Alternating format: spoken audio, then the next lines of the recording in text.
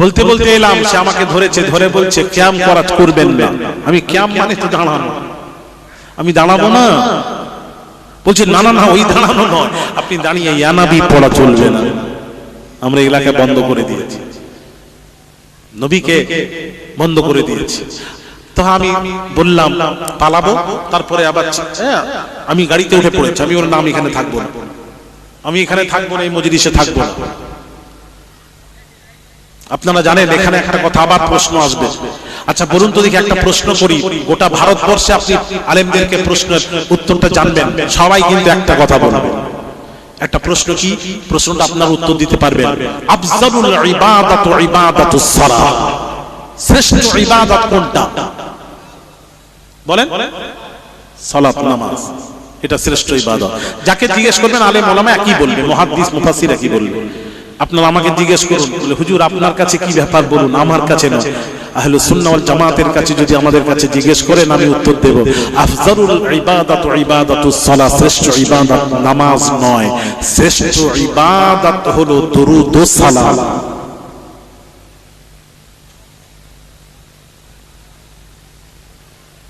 কি বললাম? এইবার প্রশ্ন আসবে, কেন, কি করে শ্রেষ্ঠ হলো, তাই তো? এটা প্রশ্ন আসবে, তো উত্তরটা আজকে রাত দেব না, এখানে তো রাখছি, উত্তর আছে, আমি পরে দেব, এক্ষুনি দেব।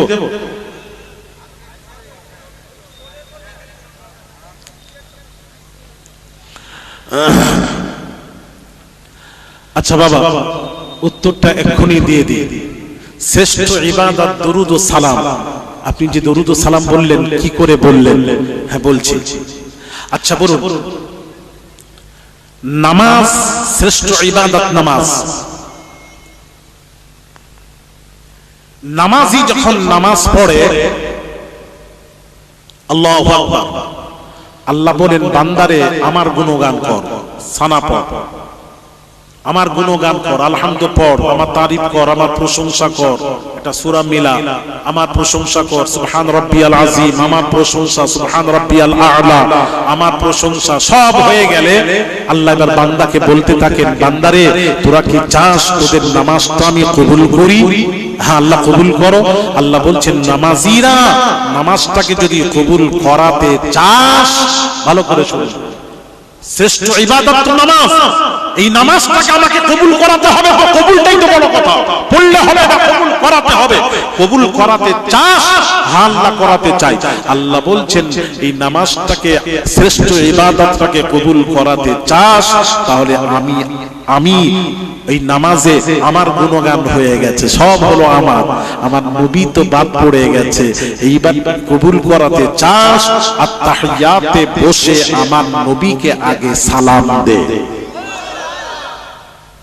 দে সালাম। আত-তাহিয়াতু লিল্লাহি ওয়াস-সালাওয়াতু তাইয়্যিবাত, আসসালামু আলাইকা আইয়ুহান নবী, কা হাজিরে সিগা, দে সালাম দে। সালাম দিলাম, আসসালামু আলাইকা আইয়ুহান নবী। তখন বান্দা বলছে আল্লাহ তোমার তো আইন নামাজ অবস্থায় কাউকে সালাম দেওয়া যাবে না, দিলে তো নামাজির নামাজ নষ্ট হয়ে যায়, ফাসিদ হয়ে যায়, নামাজ হয় না, এটাই তো আইন। আল্লাহ বলছে ওই আইন তো কিয়ামত পর্যন্ত আছে, নামাজ অবস্থায় কাউকে সালাম দেওয়া যাবে না, দিলে নামাজির নামাজ হবে না। তাহলে নবীকে দেব কেন? আল্লাহ বলছেন বান্দারে ভুল হচ্ছে, কাউকে দেওয়া যাবে না, আর কাউয়ের মধ্যে আমার নবীকে জোড়ানো যাবে না। কাউকে নামাজের মধ্যে সালাম দিলে নামাজির নামাজ ফাসিদ হয়ে যাবে, আর নামাজ অবস্থায় আমার নবীকে সালাম না দিলে নামাজির নামাজ হবে না। জোরে বলুন, التحيات لله والصلوات والطيبات السلام عليك أيها النبي ورحمة الله وبركاته السلام علينا وعلى عباد الله الصالحين أشهد أن لا إله إلا الله وأشهد أن محمدا عبده ورسوله হয়ে গেছে। এবার বলছেন দরুদ পড়, সালাম তো হলো, সালামটাকে নামাজে আগে রাখলেন, সালামটাকে আগে রাখলেন। এবার বলছেন এবার আমার নবীর উপর দরুদ পড়, আল্লাহুম্মা সাল্লি আলা মুহাম্মাদ, মুহাম্মাদের উপর দরুদ পড়। খালি মুহাম্মাদের উপর পড়লে হবে না, ওয়া আলা আলি মুহাম্মাদ, মুহাম্মাদের বংশের উপর দুরূদ পড়, তোদের নামাজটা আমি আল্লাহ কবুল করে নেব। আরো জোরে। তাহলে নামাজটাকে কবুল করায় যে জিনিস, সেটা হলো দুরূদ ও সালাম। আরো জোরে। এক নাম্বার 2, ভালো করে শুনবেন ভাই আমার বাবাজিরা, আপনারা বলুন তো, একজন বলুন, আদম সন্তান হালালি সন্তান না হারামি? আমরা হালাল সন্তান না হারাম সন্তান? কথা বলেনি কেন? আরো আসতে বলছো কেন? হালাল যখন একটু জোরে সবাই বলো, আমরা হালাল না হারাম? হালাল। এইবার প্রশ্নের উত্তর দেবেন। হালাল বলেছেন যখন, নিশ্চয়ই জেনে শুনে বলেছেন। কোন জিনিস আমাদেরকে হালাল বানালো একটু বলো, একজন বলো।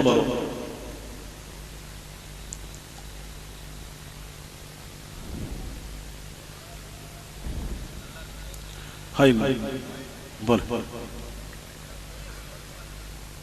কোন জিনিস আমাদেরকে হালাল বানালো?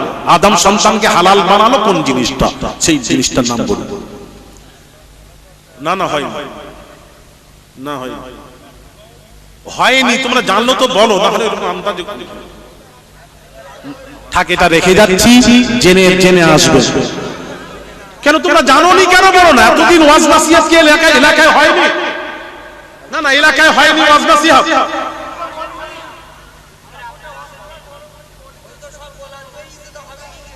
কি হয়েছে?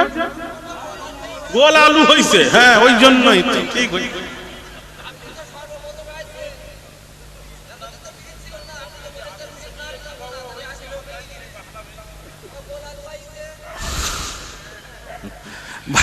এই সবাই শুনবেন তো? তাহলে আজকে বলবো, এই কারা কারা শুনবেন না হাত তুলুন। ওই যে এখনো কি বলো তুমি ছেলেরা?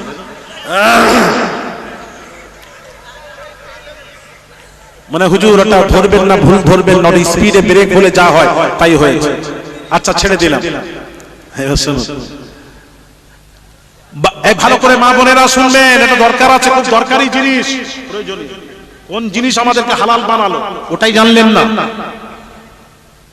ভাইরা আমার, বাবাজিরা ও সোনার যুবকেরা, বাবাজিরা, আদম নবীর বাম পাঁজর থেকে মা হাওয়াকে আল্লাহ পয়দা করলেন। মা হাওয়াকে পয়দা করলেন। আদম নবী মা হাওয়াকে স্পর্শ করতে যাচ্ছেন। আল্লাহ পাক বললেন, আদম রে, হাওয়াকে স্পর্শ করার পূর্বে তার দেনমোহর পরিশোধ করে দাও। দেনমোহর বোঝেন? আরে কথা বলেন না। ওটা কি বলেন তো? কি দেনমোহরটা কি? কখন হয়? বিয়ের সময় ওই দেনমোহর ধার্য হয়ে বিবাহ হয়। ওই দেনমোহর। তাহলে ওই দেনমোহর আপনারা বিবিদেরকে দিয়ে দিয়েছেন, সবাই দিয়ে দিয়েছেন। হ্যাঁ, দিয়েছো? কি টাকা দিয়েছো? কি দিয়েছো?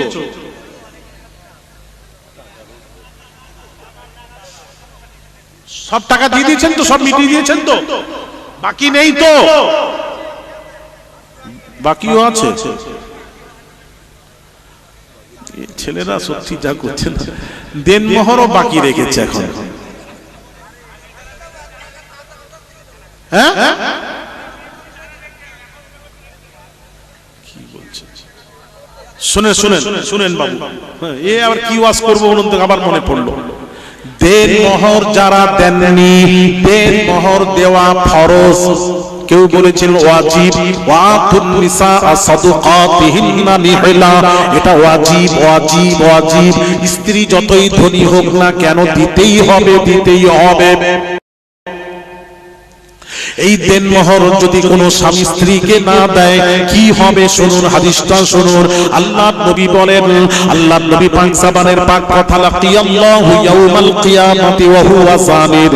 আল্লাহর নবী বলেন, কিয়ামতের দিন যে স্বামী দেনমোহর ধার্য করে বিয়ে করলো, আর সেই দেনমোহরটা স্ত্রীকে না দিয়ে যদি মারা যায়, লাকিয়াল্লাহু ইয়াউমাল কিয়ামাতি ওয়া হুয়া জানির। কিয়ামতের দিন জিনাকারীর কাতারে দাঁড় করানো হবে, সে জেনাকারীর কাতারে দাঁড় করানো হবে। জোরে বলুন, জেনাকারীর কাতারে দাঁড় করানো হবে। তার মানে আপনি স্ত্রীর সাথে জেনা করলেন, কি হলো?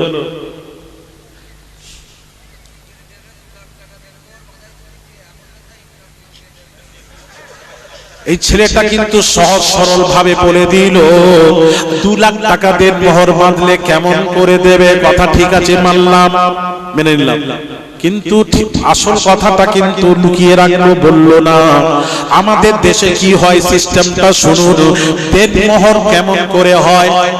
ছেলেরা যৌতুক যেভাবে নেয়, যৌতুক আমাকে 4 চাকা দিতে হবে, 4 চাকা ছাড়া বিয়ে করব না, 2 চাকা দিতে হবে।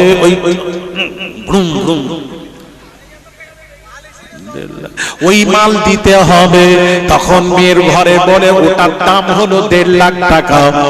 তখন দেন মোহর ধার্য হয়, ওই অনুযায়ী দেন মোহর ধার্য করে কত? 75,000 টাকা। ওর হাফ যেভাবে যৌতুক নেয় তার হাফ দেন মোহর ধার্য করা হয়। আর আমাদের এলাকায় যেটা হয়, কোন সন্তান যদি যৌতুক না নিয়ে বিয়ে করে, যৌতুক নেব না, যৌতুক না নিয়ে যদি বিয়ে করে তাহলে তার দেন মোহর সে নিজে যেটা দিতে পারবে সেটাই দেন মোহর হবে, তার বাধা যাবে না 2 লাখ, 3 লাখ, 1 লাখ। ঠিক তো? আর ওই ছেলেটা ওটা বললো না, লুকিয়ে রাখলো, তো কত নিয়েছে আল্লাহই জানে। ও লুকিয়ে এমন করে ফেরে 2 লাখ টাকা ফেলে দিচ্ছ, আমি কি করে করবো? 2 লাখ টাকা বাড়লো কি করে? তুমি যদি যৌতুক ছাড়া বিয়ে করবে 2 লাখ বাড়বে কেন? ঠিক কিনা জোরে বলে।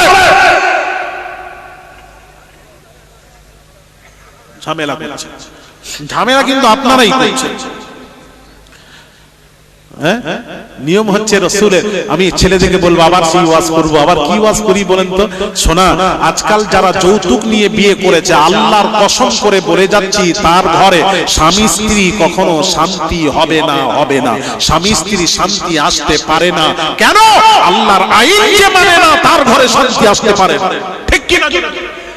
তোমার সব থাকবে, শান্তি নেই, মিয়া বিবি সব সময় ঠকর মকর। কেন? সে নিজে বলবে, শ্বশুর ডাকবে, হ্যালো মা চলে আয় তাড়াতাড়ি। স্বামী এসে ঘরে দেখছে বউ কই, হ্যালো কোথায়? আমি বাপের বাড়ি। আমাকে বললে না? না বলিনি, তুমি নেই, ভাল লাগে না। কথা ঠিক কি না? বিছানায় ঘুমিয়ে আছে, কি বলে জানেন? রাত্রে বেশি কিছু বলতে গেলে, তুমি যেতে ঘুমাচ্ছ আমার বাপের দেওয়া, তুমি যেটা চালাচ্ছ আমার বাপের দেওয়া। কেন? কেন সুযোগ নিচ্ছ? আল্লাহ তোমাকে কি দিয়েছে? শান্তি নেই। নবীজির ঘরে কথা ছিল, বাবাজি মাল ছিল না, ফ্রিজ ছিল না, এসি ছিল না, কিন্তু নবীজির ঘরে, আলীর ঘরে, ফাতিমার ঘরে স্বামী স্ত্রীর মোহাব্বত দিয়ে গড়তে ছিল ঘর। জোরে বলুন সুবহানাল্লাহ। এক দস্তরখানে খানা খেতেন।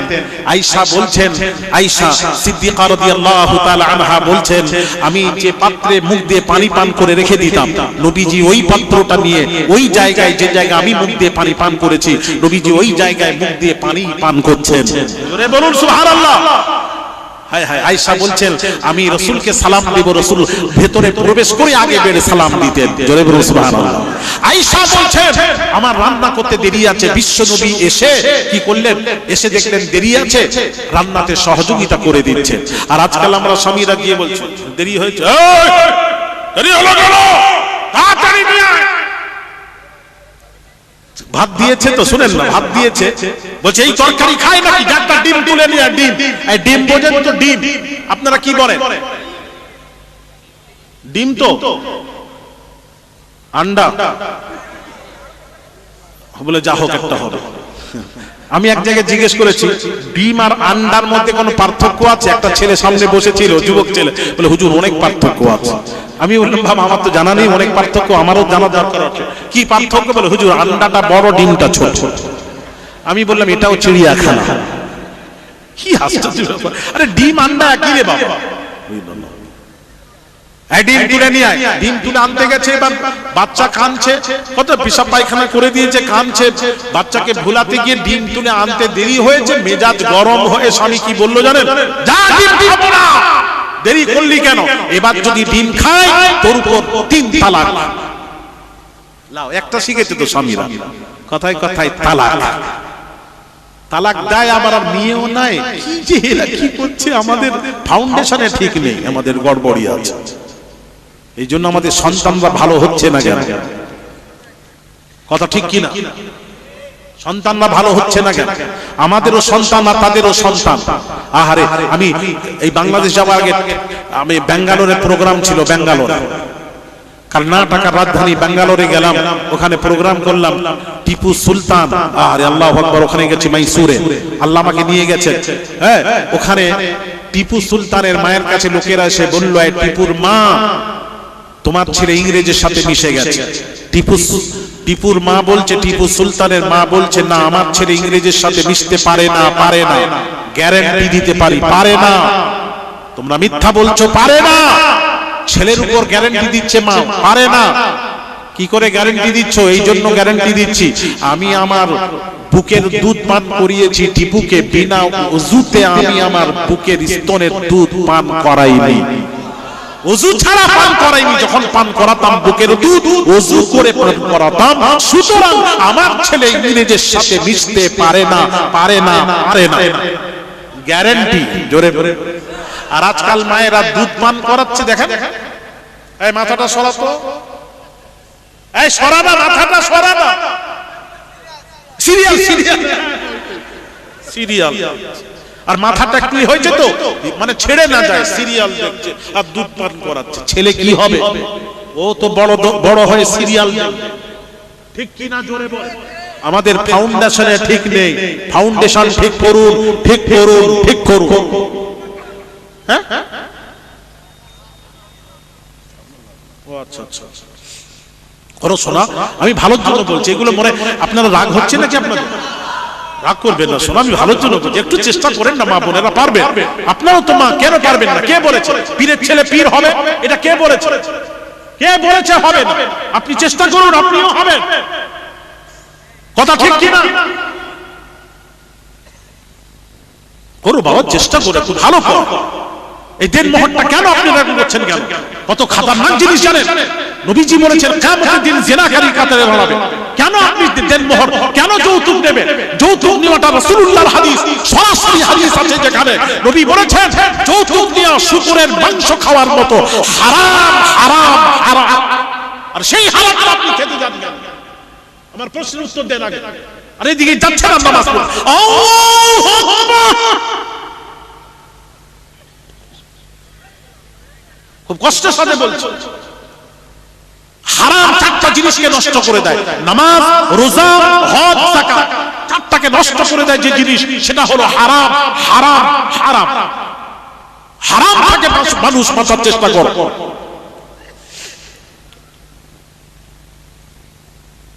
কথা ঠিক বলছি কিনা?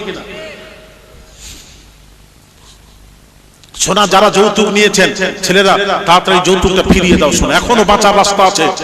কখন ডাক আসবে চলে যেতে। হাসো না, ইয়ার কি করো না, এখানে ইয়ার কি কথা নয়। বুকে হাত দিয়ে মৃত্যু এখান থেকে বাড়ি যাওয়ার গ্যারান্টি দিতে পারবেন? তাহলে দেন, তাহলে হাসেন, যা পারেন করেন। যদি দিতে না পারেন, আজকে তওবা করো আল্লাহর কাছে। আল্লাহ তুমি ক্ষমা করো। সেদিন কবরে যাবে, নবীকে দেখানো হবে।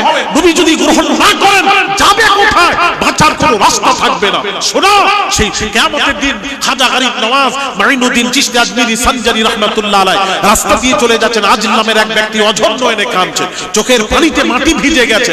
এত কান্না দেখে বলছেন, বাবা, খাজা গরিব নওয়াজ জিজ্ঞেস করছেন, বাবা তুমি এত কাঁদছো কেন? কি গুনাহ করেছো বাবা? না হুজুর, আমি জীবনে একটা ওযুর সুন্নাত ছেড়ে গেছি, তাই কাঁদছি। কিয়ামতের দিন নবীজির সামনে এই চেহারাটা কেমন করে দেখাবো?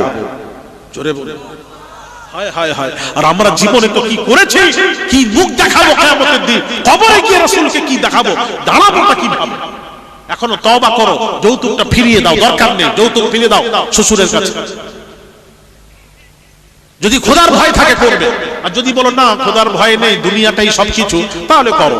আর যদি খোদার ভয় থাকে যৌতুকটা ফিরিয়ে দাও।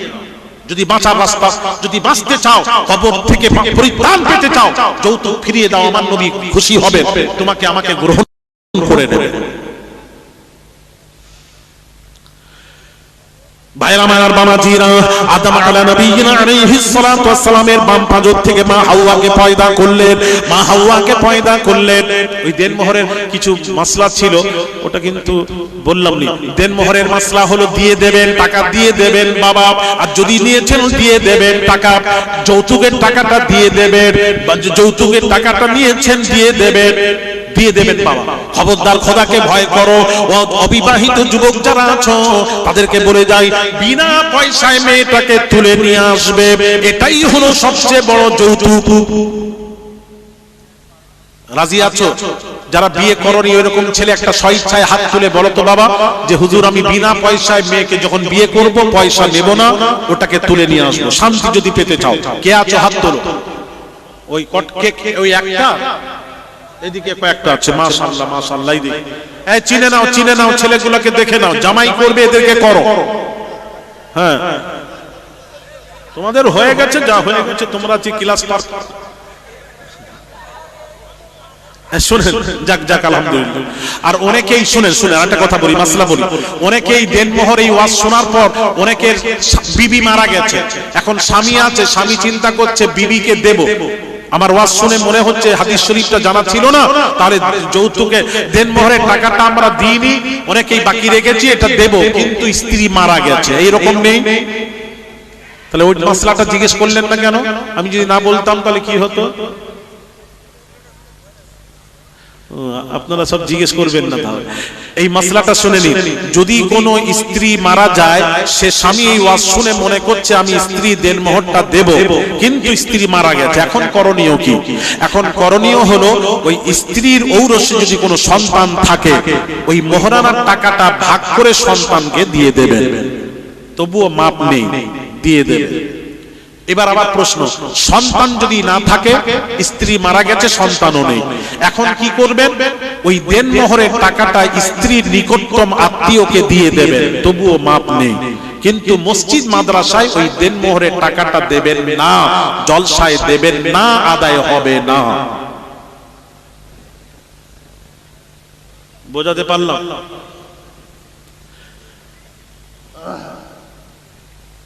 ভাইরা আমার বাবাজিরা, আদম নবীর বাম পাঁজর থেকে হাওয়াকে আল্লাহ পয়দা করলেন। এবার আদম নবী হাওয়াকে স্পর্শ করতে চলেছেন। আল্লাহ বললেন, কিফ আদম দাঁড়িয়ে যাও, হাওয়াকে স্পর্শ করার পূর্বে দেনমোহর আদায় করে দাও, নচেৎ তোমার সন্তান হালাল সন্তান হবে না, হবে না। বলছিলাম না, মনে আছে তো? আমরা হালাল কি করে হলাম ওটা বলছি, ওর উত্তর দিচ্ছি। আদম হাওয়ার দেনমোহরটা আদায় করে দাও। আদম নবী কোন বস্তু পেলেন না, আল্লাহ পাক বললেন, আল্লাহ কোন দেনমোহর দেওয়ার মতো কোন বস্তু পাচ্ছি না। আল্লাহ পাক বললেন, আদম শোনো, শোনো, এক কাজ করো, আখিরি জামানার পয়গম্বর নবী মুহাম্মদুর রাসূলুল্লাহ সাল্লাল্লাহু আলাইহি ওয়াসাল্লামের উপর 20 বার দরুদ শরীফ পড়ে নাও, 20 বার দরুদ শরীফ পড়ে নাও, আখিরি নবীর উপর 20 বার দরুদ শরীফ পড়ে নাও, ওটাই তোমার মোহরানা হিসেবে আমি আল্লাহ গ্রহণ করে নেব। আরো জোরে। তাহলে আখিরি নবীর উপর 20 বার দরুদ পড়লেন, ওটাই আদম নবীর মোহরানা দেনমোহর, আর ওই দরুদের সন্তান হলাম আমরা।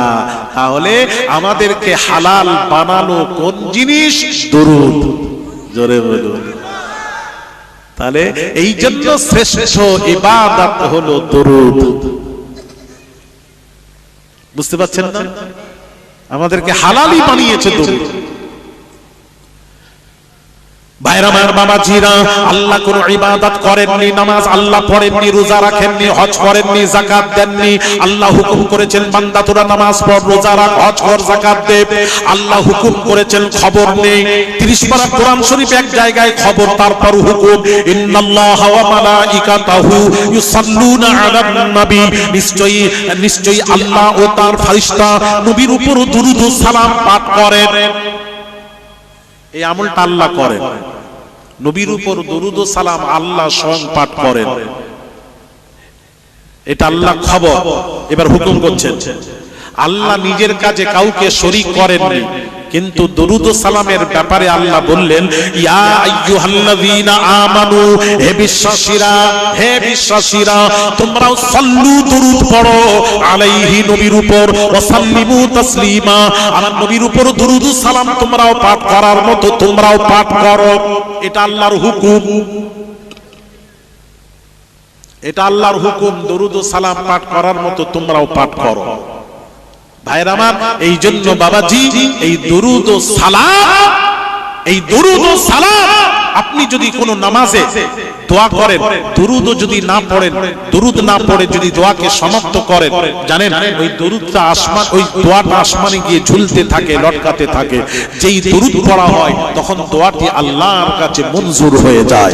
তাহলে এই দরুদ ও সালাম, দোয়া নামাজকে কবুল করায় দরুদ ও সালাম। এটা হলো আল্লাহর আমল, আল্লাহ শ্রেষ্ঠ, আল্লাহর আমল শ্রেষ্ঠ। তাহলে দরুদ ও সালামও শ্রেষ্ঠ। সেই দরুদ ও সালাম আমাকে কি বলছে জানেন, যে ঝগড়া আমাকে বলছে আচ্ছা ঠিক আছে আসুন আপনি সালাম পড়বেন, অসুবিধা নেই, নিয়ে এসছে, আবার আমাকে ধরেছে মৌলবীর। কি বলছে যে আপনি যে নবীকে সালাম দেবেন, সালামের পদ্ধতি জানেন? সালামের পদ্ধতি আমি কি বলুন, সালামের পদ্ধতি হলো দেখে সালাম দিতে হয়। এক মুসলমান আরেক মুসলমান রাস্তায় যাচ্ছে, দেখা হলে সালাম। আপনি কি নবীকে দেখতে পাবেন যে সালাম দেবেন? আমাকে বলছে, আমি বললাম না, দেখতে পাবো না, তাহলে সালাম দেওয়া যাবে না। আমি বললাম ভালো সুন্দর তো, ভালো আলেমরা বের করেছে ভালো। তখন আমি বললাম ও না দেখে তো সালাম দেওয়া যাবে না, না দেখে সালাম দেওয়া যাবে না। আচ্ছা আচ্ছা, এই বলতে বলতে শুনেন একটা মোবাইল এলো, মোবাইল রিংটোন বাজিল, এই মুফতি সাহেবের। মুফতি সাহেব ধরে রিসিভ করে আসসালামু আলাইকুম ওয়া রাহমাতুল্লাহি ওয়া বারাকাতুহু, কথাবার্তা হয়ে গেল। আমি বললাম মুফতি সাহেব কোথা থেকে ফোন এলো? বলে চট্টগ্রাম। আমি চট্টগ্রামে, কে ফোন করলো? বলে আমার ভাই। আমি আপনি রিসিভ করে কি যেন একটা বললেন আসসালামু আলাইকুম ওয়া রাহমাতুল্লাহ। চট্টগ্রামের ভাইকে যে মোবাইলে সালাম দিলেন, দেখে দিলেন তো? আপনারা তো এক্ষুনি বলছিলেন দেখে ছাড়া সালাম দেওয়া যাবে না। হাদিস হচ্ছে, হাদিসে পড়েছি আমরা, নবী বলেছেন এক মুসলমান যাচ্ছে আর একজন আসছে, দেখা হলো সালাম। আবার একটা পাহাড় বা একটা কোন জায়গায় ঘরের কোণে একটা লুকিয়ে গেল, ঘরে ঢুকে গেল, আবার ঘর থেকে বেরোলো, আবার সামনাসামনি হলো, আবার সালাম। এটা হাদিস। তাহলে আপনারা তো নিজে বললেন সাক্ষাৎ ছাড়া সালাম দেওয়া যাবে না। তাহলে মোবাইলে যে আপনি ভাইকে সালাম দিলেন, সাক্ষাৎ হয়েছে? বলেন না না না। তাহলে দিলেন কেন? বিনা সাক্ষাতে সালাম দিলেন কেন? সবাই দিচ্ছে তাই দিলাম। আমি জেনে মোবাইলে যদি না দেখে নবীকে ভাইকে সালাম দেওয়া যায়, মুসলমানকে সালাম দেওয়া যায়, পৃথিবীর মানুষকে সালাম দেওয়া যায়, আমার নবীকে না দেখে সালাম কেন দেওয়া যাবে না? কথা বলেন না। এরকম করে একটা একটা করে ধরলাম, তখন কি বললে জানেন? শেষে যা খুশি আপনি করেন। বলে আমি ওয়াজ করলাম, ওয়াজ করে শেষে সালাম পড়ে তারপরে এলাম। কত বলছিল কি ঝামেলা বাবাজি, সালাম দরুদ সালাম নিয়ে ঝামেলা করবেন না শোনা। যারা বোঝে না রাসূল তারাই ঝামেলা করে, যারা নবী বুঝে গেছে তারা কখনো ঝামেলা করে না। ঠিক ঠিক, আরে জোরে বলুন ঠিক কি না? তাই বলবো বাবাজি, নবীকে সঠিকভাবে বোঝার চেষ্টা করুন, চেষ্টা করুন, চেষ্টা করুন। নবীকে সঠিকভাবে চেষ্টা করুন। আর একটা কথা বাবাজি, আজকাল কিছু বক্তব্য শোনা যায়, কি বলে জানেন? কি বলে জানেন? বলছেন মিলা বিশ্ব নবী দিবস চলবে না, নবী দিবস চলবে না, নবী দিবস চলবে না। কেউ বলছে ঈদ হচ্ছে বৎসরের দুটো, ঈদ হচ্ছে বৎসরের দুটো, একটা হলো ঈদুল ফিতর, ঈদুল আজহা। তাহলে কটা হলো বৎসরে? ঈদ কটা? জোরে বলুন কটা? দুটো ঈদ। ইউটিউবে দেখছে ছেলেরা, দেখে বলছে এই তো দুটো ঈদ, ঈদ ছাড়া আর ঈদ নেই। আমি অনুরোধ করবো আলেম সমাজকে বলবো, এই কথা বলবেন না, নেই বলবেন না, আপনি বলুন যে আমার জানা নেই। এটা বললে তো ভালো হতো, আমার জানা নেই। কিন্তু আমার এই যে হ্যান্ডবিলে আপনাদের লেখা আছে, হ্যান্ডবিলে বিশ্ব নবী দিবস উপলক্ষে খুব খুশি হলাম। এর পক্ষে দু চারটা কথা বলবো। ঈদ বৎসরে কটা ঈদ, কটা? ভাইরা আমার, বাবাজিরা, সোনার যুবকেরা, বাবাজিরা, একটু শুনুন, হাদিসটা শুনুন। আল জামিউস সাগীর হাদিসের কিতাব, ইমাম জালালউদ্দিন সুয়ুতী রাহমাতুল্লাহ আলাইহি আল জামিউস সাগীরকে দুই খণ্ড করেছেন। ওই হাদিসটাকে ইমাম নাসিরউদ্দিন আলবানী দুই খণ্ড করেছেন। দুই খণ্ড করে সহিহ খণ্ডে কি হাদিসটা এনেছেন একটু শুনুন। সহিহ খণ্ডে হাদিস নিয়েছেন, ইন্না ইয়াউমাল জুমুআতি সাইয়্যিদুল আইয়াম, দিনের মধ্যে শ্রেষ্ঠ দিন হলো জুমার দিন। وأعظمها عند الله বাবাজি وأعظمها عند الله, আল্লাহর নিকটে জুমার দিন শ্রেষ্ঠ দিন। وأعظمها عند الله بيوم الأضحى ويوم الفطر, আল্লাহ নবী বলেন জুমার দিনটা হলো ঈদুল ফিতর, ঈদুল আযহা হতেও আল্লাহর নিকটে জুমার দিন হলো শ্রেষ্ঠ দিন। ঈদুল ফিতর, ঈদুল আযহা হতে জুমার দিন শ্রেষ্ঠ। ভাইরা আমার, বাবাজিরা ও সোনার যুবকেরা, শ্রেষ্ঠ কেন?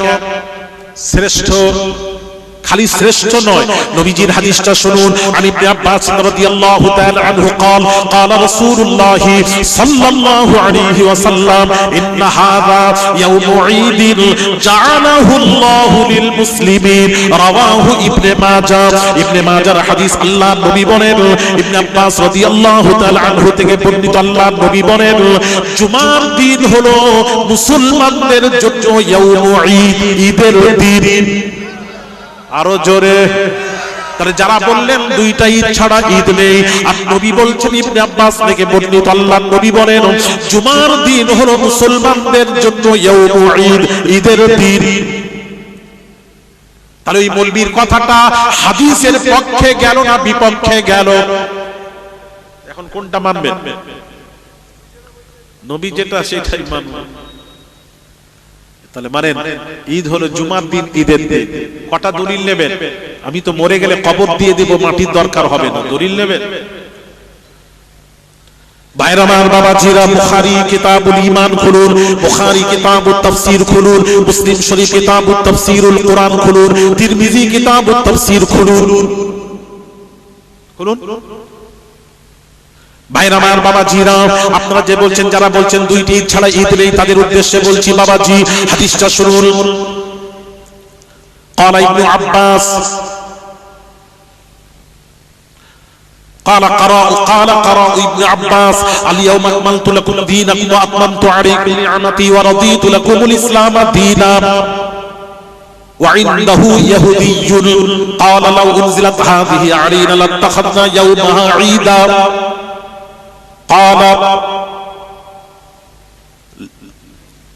قال ابن عباس فإنها نزلت في يوم عيدين، في يوم الجمعة في يوم عرفة، رواه الترمذي শরীফের হাদিস। ইবনে আব্বাস থেকে বর্ণিত, বাবাজি তিরমিজি শরীফের হাদিস। ইবনে আব্বাস রাদিয়াল্লাহু তাআলা আনহু তিনি বলেন ইবনে আব্বাস বলেন আমি সূরা মায়েদার আয়াত পড়ছিলাম, আল ইয়াউমা আকমালতু লাকুম দীনাকুম ওয়া আতমামতু আলাইকুম নি'মাতি ওয়া রাদিতু লাকুমুল ইসলাম দীনা। এই আয়াতটা তেলাওয়াত করছিলাম। ওয়া ইন্নাহু ইয়াহুদিয়্যুন, আমার পাশে একটা ইহুদি বসেছিল। ইহুদি বসে আমার তেলাওয়াত শুনলো। ইহুদি শোনার পর কি বলেছিল শুনুন। ক্বালা লাউ উনজিলাত হাযিহি আলাইনা লাত্তাখাযনা ইয়াওমাহা ঈদা। ইহুদি শুনে বলল, ইবনে আব্বাস আপনি যে আয়াতটা তেলাওয়াত করলেন, ওই আয়াতটা আমাদের তাওরাত কিতাবে যদি আসতো, ওটাকে আমরা ঈদ হিসেবে মানাতাম, ওটাকে আমরা ঈদ হিসেবে মানাতাম, পালন করতাম। ইহুদি বলছে। قال ابن عباس উত্তর দিচ্ছে, فإنها نزلت في يوم عيدين في يوم الجمعة وفي يوم عرفة। ওটা তো আমাদের কাছে দুইটা ঈদ আছে, একটা হলো আরাফার দিন এই আয়াতটা নাজিল হয়েছিল, আরাফার ময়দানে নাজিল হয়েছিল। আরাফার দিনটাও ঈদের দিন, 9 জিলহিজ্জা আরাফার দিনটাও ঈদের দিন। আর যেদিন নাজিল হয়েছিল এই আয়াতটা, ওই দিন ছিল জুমার দিনও ঈদের দিন, আরাফার দিনটাও ঈদের দিন। ওটা তো আমাদের কাছে দুইটি ঈদ। আরো জোরে। তিরমিজির হাদিস, বুখারীর হাদিস, ইবনে উমর থেকে রিওয়ায়াত আছে। আমি আর বেশি নয়, সময় হয়ে গেছে, একটু বলে দিই। তাহলে কি হলো? তাহলে ঈদের দিন হলো জুমার দিন, ঈদের দিন। তাহলে বৎসরে জুম্মা কটা? 52টা জুম্মা বৎসরে। কটা জুম্মা? তাহলে 52টা জুম্মা, 52টা ঈদ। আর ঈদুল ফিতর, ঈদুল আজহা 54 নম্বর ঈদ। 55 নম্বর ঈদ হলো আরাফার দিন হাদিস অনুযায়ী, মানে 9 জিলহিজ্জা, আরাফার দিনটাও ঈদের দিন। তাহলে কটা ঈদ হলো? 55টা। আচ্ছা, এইবার 56 ঈদ প্রমাণ করে বিদায় নেব।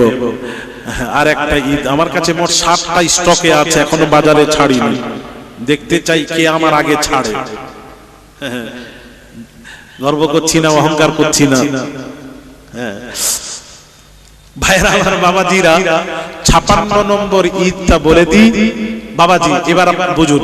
তাহলে কোরআন শরীফের, আমার দিকে তাকান, একটা আয়াত সূরা মায়েদা 3 নম্বর আয়াতটা নাজিল হওয়ার দিন যদি ঈদের দিন হয়, যে নবীর উপর 30 পারা কোরআন নাজিল হলো, 30 পারা কোরআন ওয়ালা নবী যেদিন আসছেন বারি রবিউল আউয়াল, ওই দিনটা কি ঈদের দিন নয়? কথা বলেন না, একটু কথা বলেন। এটাই হলো মুসলমানদের জন্য সবচেয়ে বড় খুশির দিন। ওটা হলো ঈদে মিলাদুন নবী। জোরে বলেন সাল্লাল্লাহু আলাইহি ওয়াসাল্লাম। তাহলে মোট কটা ঈদ হলো? এই 56 নম্বর ঈদ। তারপর বলছেন 2টা ঈদ ছাড়া ঈদ নেই। আস্তাগফিরুল্লাহ, এটা বলবেন না, বলেন 2টি ঈদ ছাড়া আমাদের আর জানা নেই। আস্তাগফিরুল্লাহ আযীম। নবীর আগমনটাই হলো সবচেয়ে বড় মুসলমানদের জন্য খুশির দিন। এই আয়াতের তরজমাতে, তাফসীরে আপনি আলুসি খুলুন, তাফসীর ইবনে কাসির খুলুন, কি বলছেন জানেন? কুল বিফাদলিল্লাহি ওয়া বিরহমাতিহি ফাবিযালিকা ফালইফরাহু। আল্লাহ পাক বলছেন, হাবিব বলে দিন আপনার উম্মতকে 2টি কাজে যেন তারা খুশি করে, আনন্দ করে। 2টি কাজে। 2টি কাজ কি কি? বিফাদলিল্লাহ, আমার ফজল পেলে তারা যেন খুশি করে। এখানে ফজল দিয়ে মুফাসসিরগণ লিখেছেন কি? ফজল দিয়ে কোরআন বোঝানো হয়েছে। কোরআন যেদিন নাজিল হয়েছে, ইন্না আনজালনাহু ফি লাইলাতিল কদর, কদরের রাত্রিতে, রমজান মাসের কদরের রাত্রিতে কোরআন নাজিল হয়েছে। ওই রাত যখন বৎসরে ঘুরে ঘুরে আসবে, ওই রাত পেলে তোমরা ফালইফরাহু, খুশি করো, আনন্দ করো, তাসবিহ পড়ো, কোরআন তিলাওয়াত করো, দান ধ্যান করো, খুশি করো। মুমিনরা এইভাবে খুশি করবে। ওয়া বিরহমাতিহি, আর আমার রহমত পেলে আপনি আপনার উম্মতকে বলে দিন তারা যেন খুশি করে, আনন্দ করে। এখানে রহমত দিয়ে ওয়ামা আরসালনাকা ইল্লা রাহমাতাল লিল আলামিন, রহমত দিয়ে রাসূলকে সরাসরি রহমত বলা হয়েছে। 4 আলমের রহমত করে আল্লাহ নবীকে পাঠিয়েছেন। নবী যেদিনে রহমত করে আল্লাহ দুনিয়ায় প্রেরণ করেছেন, ওই দিনটা বৎসরে বারি রবিউল আউয়াল ঘুরে ঘুরে এলে তোমরা ফালইফরাহু, খুশি করো, আনন্দ করো। আপনারা করেন তো? হ্যাঁ, করবে বাবা। মিলাদুন নবী খুশি করবে। কে কি বললো শোনার দরকার নেই, তোমরা তোমাদের কাজ করবে, আমরা আমাদের কাজ করব। নবীর যদি খুশি না করি, কিভাবে খুশি? তবে নামাজ কাজা করে নয়।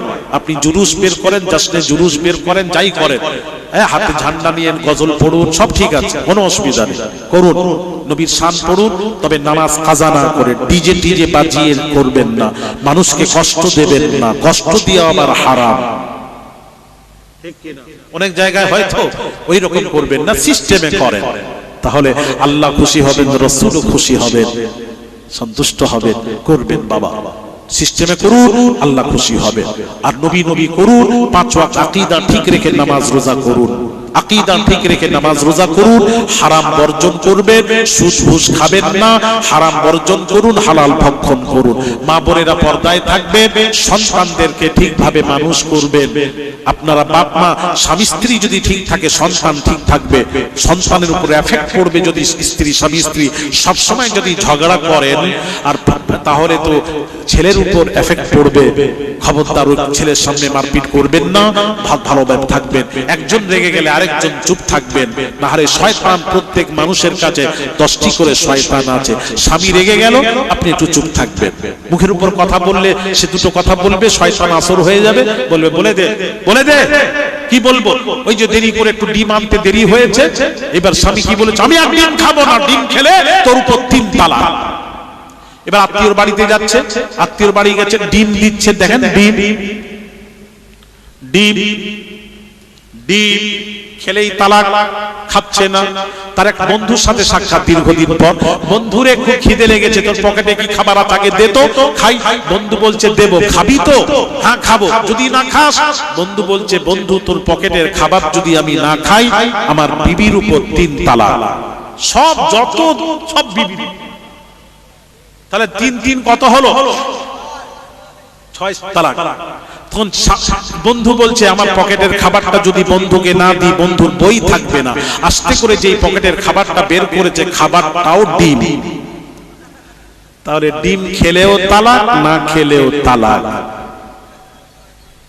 এখন কি করবে, বড় জ্বালা। যাই হোক, আমি যেটা কথা বোঝাতে চাচ্ছিলাম, একটু কথায় শয়তান ধোঁকা দিবে, তালাক করে দিলে তালাক, জীবনে আর সংশোধন হবে না।